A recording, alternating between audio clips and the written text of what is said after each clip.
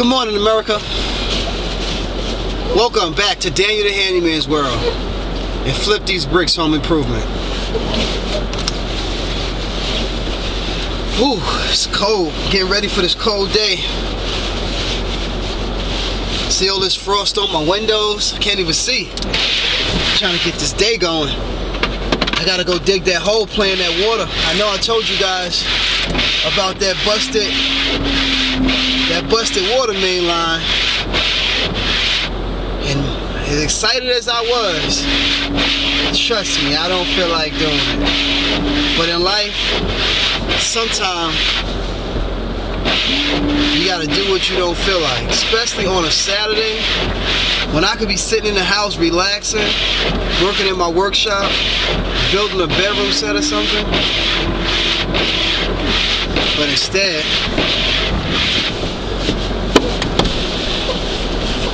you gotta go to work, feed them 4 kids of mine. And when I get to the job site, I'll give y'all a little brief scenario about how things are going, because I know y'all want to know what happened to that water pipe. It's common in the wintertime. You get that a lot. Wintertime, you get busted pipes. In the summertime, you get your main exterior drain line clogged up from tree roots, stuff like that on the ground.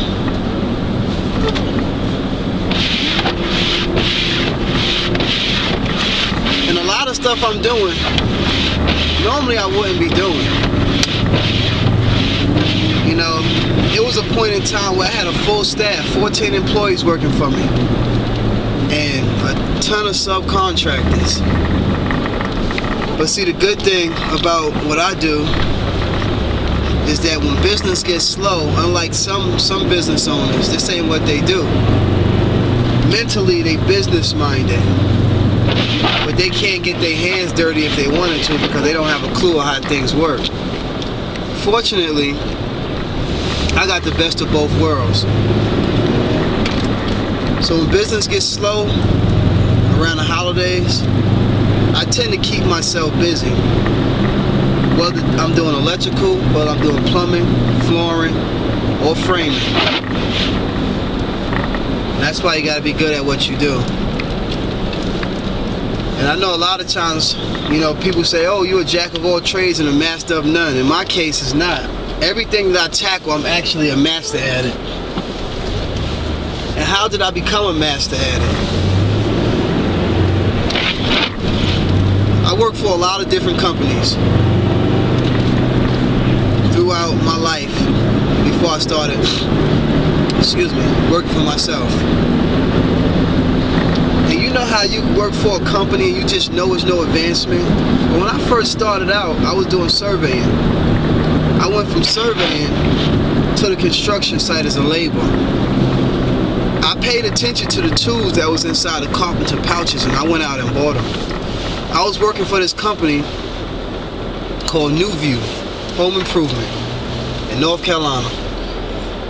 And this is probably about one of the only companies that I worked for that the boss was actually kind of cool and wasn't concealing information from you.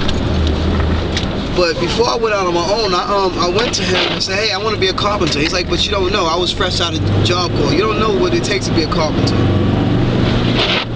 When I got my first check, I went to the flea market and I bought all cheap tools. I couldn't afford to go to Home Depot, so I went to this flea market and I got a plastic framing square and I got all the little cheapest tools you can find, but it looked good. So what I did, I went to him and said, well, I got all my tools. He was impressed. So he put me with the drywall crew and the metal stud framers. Well, I worked with them for a while, but I got tired of hanging sheetrock and finishing sheetrock. So I wanted to start doing metal stud framing. So one day I went to the job. We was building this big old church. I got to work before everybody about 5 o'clock in the morning. It was still dark. I went inside the job site and I found the boom lift and I cut it on.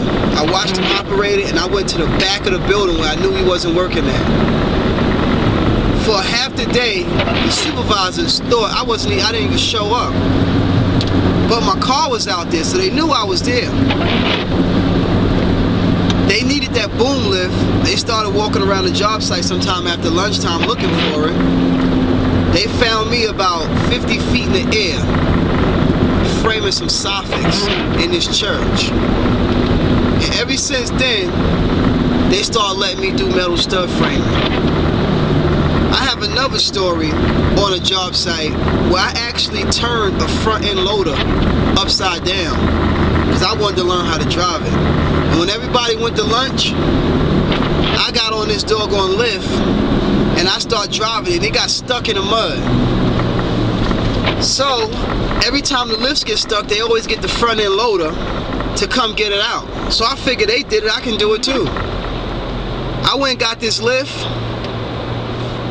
and when I came back, I tried to lift that lift up out the mud, and I tilted the front end loader straight forward. Could have killed myself, but it didn't flip over.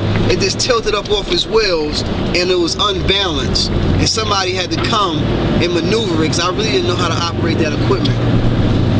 I got fired from that job, but you know something?